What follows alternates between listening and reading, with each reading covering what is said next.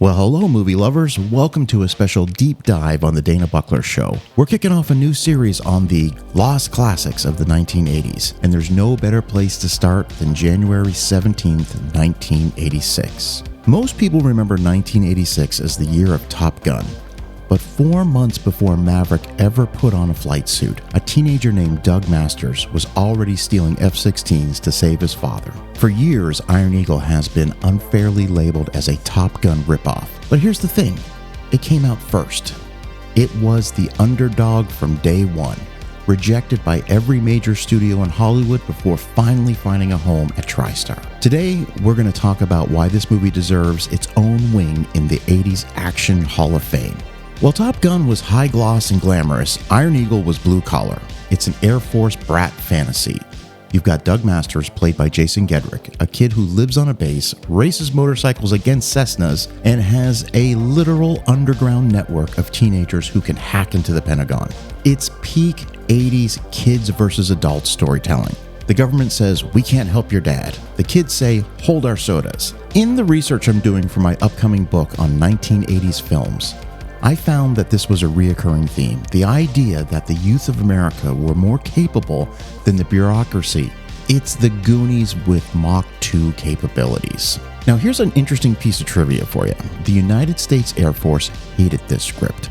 Keep in mind, the United States Navy gave the producers of Top Gun full cooperation. But when it came to Iron Eagle, director Sidney J. Furie asked for the cooperation. The Pentagon looked at the plot, which involves teenagers stealing F-16 fighter jets, and said absolutely not. They didn't want anyone thinking it was that easy to walk off a base with a fighter jet. So the production moved to Israel. Every jet you see in the movie belongs to the Israeli Air Force. In fact, while they were filming, the Israeli pilots actually had to pause production to go fly real-world combat missions in Lebanon, and then they'd fly back and get back in front of the cameras. There's a grit to these dogfights because they aren't just movie planes, they were active weapons of war. You know, as somebody who worked as a DJ for more than 25 years, this is one of my favorite parts of the movie. Doug Masters can't hit a target unless he's listening to tapes. He has a cassette player strapped to his leg, patched into the F-16's comms. There's a legendary bit of 80s logic here. At one point, Chappy Sinclair tells Doug that they're 7 minutes behind schedule. Doug puts on One Vision by Queen, epic song, and it's 4 minutes long.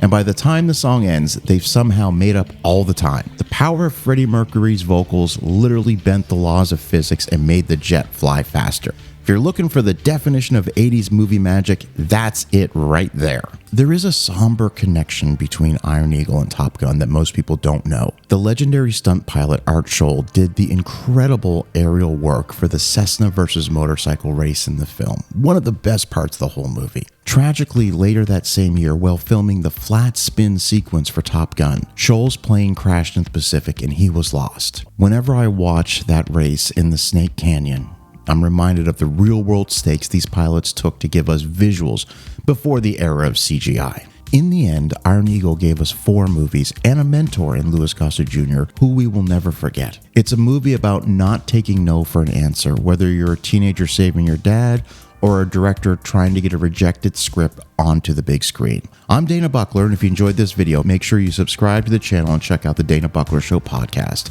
We've got a lot of 80s history to uncover, Chappy. I think we've got a lock. I'll see you at the next one.